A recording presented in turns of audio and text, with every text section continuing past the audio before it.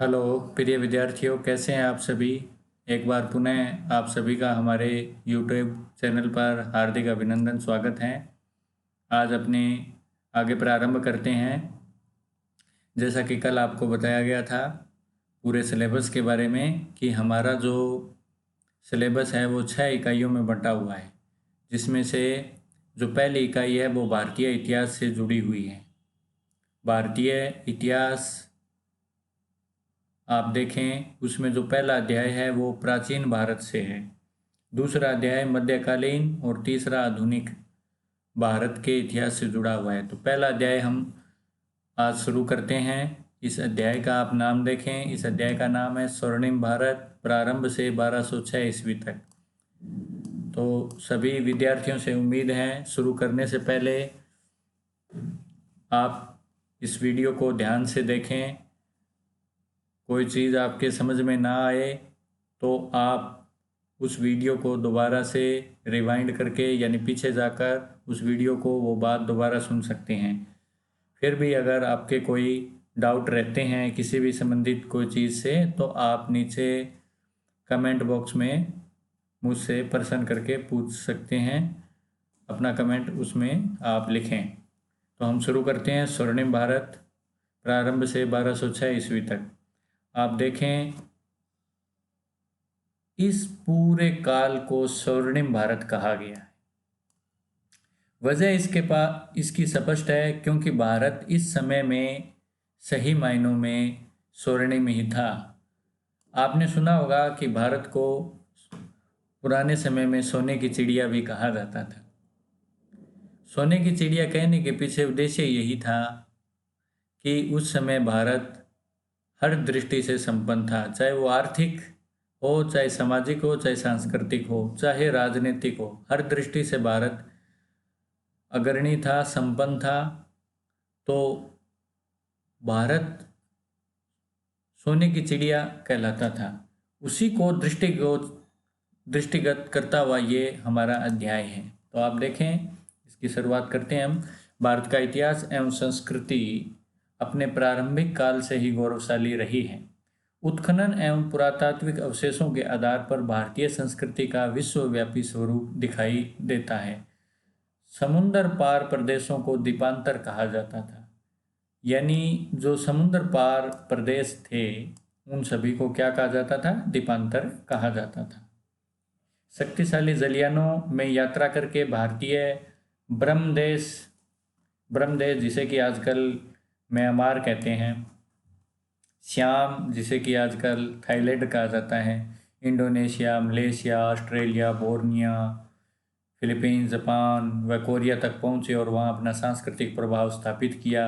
सिंधु घाटी सभ्यता, वैदिक सभ्यता, रामायण एवं महाभारतकालीन सभ्यता एवं संस्कृति का काल भी भारत का स्वर्णिम काल रहा है। ये सभी चीज़ें आप 9th क्लास में पढ़ चुके हो। सिंधु घाटी सभ्यता क्या थी, वैदिक सभ्यता, इन सभी के बारे में आप 9th क्लास में अध्ययन अच्छी तरह से कर चुके हो। उत्तर वैदिक काल में हमें विभिन्न जनपदों का अस्तित्व दिखाई देता है। जनपद, यहाँ एक शब्द आता है जनपद, जो कि उत्तर वैदिक काल में दिखाई देता है। जन का अर्थ होता है लोग, पद का अर्थ होता है चरण। तो जनपद का अर्थ क्या हुआ? जनपद का अर्थ ये हुआ कि पुराने टाइम में जो अधिकांश जो भारतीय लोग थे वो आर्य जाति के थे। तो आर्य जाति के लोगों के पद यानी चरण जहाँ जहाँ पड़े, जहाँ जहाँ उन्होंने कस्बे बसाए, जहाँ जहाँ उनकी बसावट हुई, वो जनपद कहलाए। और कालांतर में ये जनपद धीरे धीरे बड़े होते गए। इस काल का पूर्वी उत्तर प्रदेश तथा पश्चिमी बिहार में लोहे का व्यापक रूप से उपयोग किया जाने लगा था। लोहे तकनीक ने लोगों के भौतिक जीवन में बड़ा परिवर्तन कर दिया तथा इससे समाज में स्थायी जीवन यापन की प्रवृत्ति सुदृढ़ हो गई। कृषि, उद्योग, व्यापार, वाणिज्य आदि के विकास ने प्राचीन जनजातीय व्यवस्था को जर्जर बना दिया तथा छोटे छोटे जनों का स्थान बड़े बड़े जनपदों ने ग्रहण कर लिया। छोटे छोटे जनों का स्थान बड़े जनपदों ने ग्रहण कर लिया। तो जन का अर्थ होता है, जैसा कि मैंने आपको बताया, एक छोटा राज्य हम कह सकते हैं इसको। और धीरे धीरे जैसे जैसे कृषि, उद्योग, व्यापार इन सभी में विकास होता गया, वैसे वैसे ये जो छोटे छोटे जन थे, छोटे छोटे राज्य थे, ये बड़े बड़े जनों में परिवर्तित हो गए, बड़े बड़े जनपदों में परिवर्तित हो गए, बड़े राज्यों में। साथ ही जो शक्तिशाली राज्य थे, जो शक्तिशाली जन थे, उन्होंने अपने निकटवर्ती, अपने पड़ोसी जो जन थे उनको अपने अंदर मिला लिया। तो इस प्रकार एक जो जन शक्तिशाली था वो धीरे धीरे बड़ा होता गया। ईसा पूर्व 6ठी शताब्दी तक आते आते जनपद महाजनपदों के रूप में विकसित हो गए। 6ठी शताब्दी ईसा पूर्व के प्रारंभ में उत्तर भारत में सार्वभौम सत्ता का पूर्णतः अभाव था। संपूर्ण भारत अनेक स्वतंत्र राज्यों में विभक्त था। यानी संपूर्ण भारत में बहुत छोटे छोटे हमें राज्य मिलते हैं जिनको कि जन कहा गया है। ये राज्य उत्तर वैदिक कालीन राज्यों की अपेक्षा अधिक विस्तृत तथा शक्तिशाली थे। तो आप देख सकते हैं धीरे धीरे ये जन महाजनपदों के रूप में ही बदल गए। अब शुरू होता है महाजनपद काल। महाजनपद काल 600 से 325 ईस्वी पूर्व, यानी महाजनपदों का समय क्या था? ईसा से 600 से लेके 325 ईस्वी पूर्व। तो आप देख सकते हैं 6ठी शताब्दी ईस्वी पूर्व में उत्तर भारत में अनेक विस्तृत तथा शक्तिशाली स्वतंत्र राज्यों की स्थापना हुई जिन्हें महाजनपदों की संज्ञा दी गई। यानी 6ठी शताब्दी ईस्वी पूर्व में अनेक भारत के अंदर बड़े बड़े और शक्तिशाली स्वतंत्र राज्य बने जो एक दूसरे से बिल्कुल स्वतंत्र थे। उन राज्यों को क्या कहा गया? महाजनपद कहा गया। तो हम समझ सकते हैं कि स्वतंत्र राज्य यानी शक्तिशाली स्वतंत्र राज्य उसको महाजनपद कहा गया। कब? 6ठी शताब्दी ईस्वी पूर्व में भारत में। बौद्ध ग्रंथ मिलता है एक जिसका नाम है अंगुत्तर निकाय। उसके अनुसार उस समय भारत में यानी 6ठी शताब्दी ईस्वी पूर्व में 16 महाजनपद विद्यमान थे। किस ग्रंथ से पता लगता है? अंगुत्तर निकाय ग्रंथ से पता लगता है। तो अब हम देखते हैं कि वो 16 जो जनपद थे वो कौन कौन से थे। आप देख सकते हैं इधर महाजनपद, इधर इसकी राजधानी दी गई है। तो आप देखें काशी जिसकी राजधानी वाराणसी है। इसके अलावा आप देखें कुरु जिसकी राजधानी इंद्रप्रस्थ, अंग, मगध, बज्जी, मल, चेदी, वत्स, कौशल, पंचाल, मत्स्य, सूरसेन, अशक, अवंती, गंधार और कंबोज, ये 16 महाजनपद मिलते हैं। परीक्षा में हमसे इनके केवल एक या दो महाजनपदों के नाम पूछे जाते हैं, इसलिए आपको 2 या 3 महाजनपदों के नाम याद रखने हैं। जैसे आपने मगध याद रख लिया, मत्स्य याद रख लिया, कंबोज याद रख लिया। इस प्रकार आपको इसको याद रखने हैं। उपयुक्त 16 महाजनपदों में 2 प्रकार के राज्य देखने को मिलते थे। एक थे राजतंत्र और दूसरे थे गणतंत्र। राजतंत्र यानी जहाँ राजा का शासन था वो महाजनपद राजतंत्र थे। जहाँ लोगों का चुना हुआ प्रतिनिधि या राजा होता था उसे गणतंत्र कहा जाता था। तो इसमें से कौशल, वत्स, अवंती और मगध उस समय के सर्वाधिक शक्तिशाली राजतंत्र थे। 6ठी शताब्दी ईस्वी पूर्व में अनेक गणतंत्र भी उस समय हमें देखने को मिलते हैं। गणतंत्र यानी जिनमें लोगों का चुना हुआ राजा होता था, जैसे कपिलवस्तु के शाक्य, सुषमारगिरी के भाग, अलकप के बुली, केशपुत के कालाम, रामग्राम के कोलीय, कुशीनरा के मल, पावा के मल, पिपलीवन के मौर्य, वैशाली के लिच्छवी और मिथिला के विदेय, ये हमें कुछ वहाँ पर गणतंत्र भी देखने को भारत में मिलते थे। अब हम थोड़ा एक इन भारतीय महाजनपदों का परिचय लेने के बाद अब हम चलते हैं राजस्थान के प्रमुख जनपद, यानी उस समय राजस्थान, आज का जो राजस्थान है उसमें उस समय कौन कौन से महाजनपद स्थित थे। हम थोड़ा देखते हैं उसको कि कौन से थे। तो आप देखें राजस्थान के प्रमुख जनपद। वैदिक सभ्यता के विकास क्रम में राजस्थान में भी जनपदों का उदय देखने को मिलता है। यूनानी आक्रमण के कारण पंजाब की मालव, सीवी अर्जुनायन आदि जातियां जो अपने साहस एवं शौर्य के लिए प्रसिद्ध थी, राजस्थान में आई और यहीं पर निवास करने लगी। इस प्रकार राजस्थान के पूर्वी भाग में जनपदीय व्यवस्था का सूत्रपात हुआ।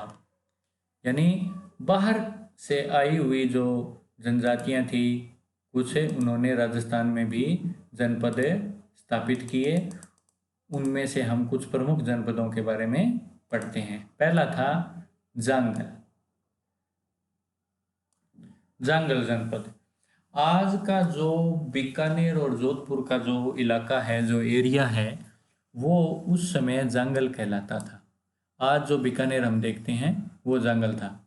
ये देखें, यहाँ लिखा हुआ भी है, वर्तमान बीकानेर और जोधपुर के जिले महाभारत काल में जांगल देश कहलाते थे। कहीं कहीं इनका नाम कुरु जांगला, मारदेय जांगला भी मिलता है।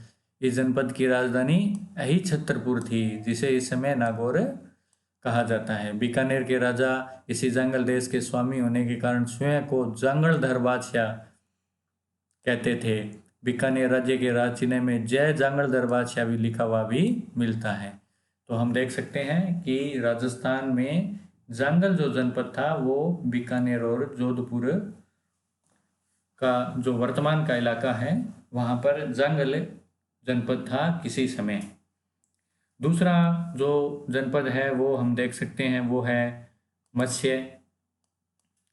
वर्तमान जयपुर के आसपास का क्षेत्र, आज का जो जयपुर है उसके आसपास का क्षेत्र मत्स्य महाजनपद के नाम से जाना जाता था। इसका विस्तार चंबल के पास की पहाड़ियों से लेकर सरस्वती नदी के जंगल क्षेत्र तक था। आधुनिक अलवर और भरतपुर के कुछ भाग भी, यानी आधुनिक अलवर और भरतपुर, न केवल जयपुर बल्कि अलवर और भरतपुर के कुछ भूभाग भी इसके अंतर्गत आते थे। इसकी राजधानी विराटनगर थी, जिसे वर्तमान में विराट कहा जाता है। ये जयपुर के ही पास है विराट। मौर्य शासक बिंदुसार से पहले मत्स्य जनपद की स्पष्ट जानकारी का अभाव है। महाभारत में कहा गया है कि साध नामक एक राजा ने चैदी तथा मत्स्य दोनों राज्यों पर शासन किया। मत्स्य प्रारंभ में चैदी राज्य का और कालांतर में यह विशाल मगध साम्राज्य का अंग बन गया। तो हम देख सकते हैं कि जो मत्स्य जनपद है उसमें मुख्य बात क्या है। उसमें मुख्य बात है कि वर्तमान का जयपुर और उसका आसपास का इलाका मत्स्य जनपद कहलाता था। इसकी जो राजधानी थी वो विराटनगर है, जिसे आधुनिक काल में विराट के नाम से जाना जाता है। अगला जो जनपद है वो आप देखें वो है सूरसेन। सूरसेन महाजनपद।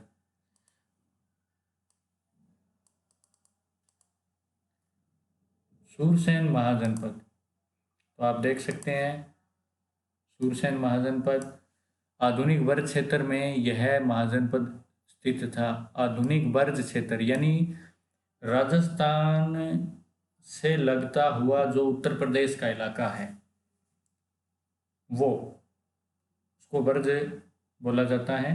इसकी राजधानी मथुरा थी। प्राचीन यूनानी लेखक इस राज्य को सूरसेनोई तथा राजधानी को मेथोरा कहते थे। महाभारत के अनुसार यह यदु यानी यादव वंश का शासन था। यहाँ पर यदु यानी यादव वंश का शासन था। भरतपुर, धौलपुर तथा करौली राज्यों के अधिकांश भाग सूरसेन जनपद के अंतर्गत आते थे। अलवर जिले का पूर्वी भाग भी सूरसेन के अंतर्गत आता था। वासुदेव के पुत्र श्री कृष्ण का संबंध इसी जनपद से था। तो दो तीन बातें हैं जो इसमें आप देख सकते हैं कि आधुनिक वर्ज क्षेत्र, जिसमें हम कह सकते हैं कि राजस्थान का भरतपुर, धौलपुर और करौली इसी जनपद के अंतर्गत आता था। इसकी राजधानी मथुरा थी और वासुदेव के पुत्र श्री कृष्ण यानी भगवान श्री कृष्ण का संबंध इसी जनपद से था। अगला जो जनपद है जो राजस्थान में उस समय हमें मिलता है वो है सीवी।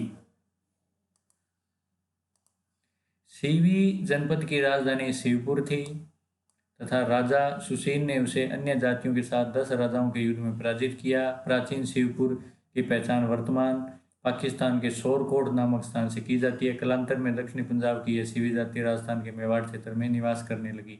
चित्तौड़गढ़ के पास स्थित यह नगरी इस जनपद की राजधानी थी। यानी प्रारंभ में इसकी राजधानी शिवपुर थी, बाद में इसकी राजधानी चित्तौड़ की नगरी बनी। मेवाड़ के अनेक स्थानों से शिवियों के सिक्के भी हमें देखने को मिलते हैं।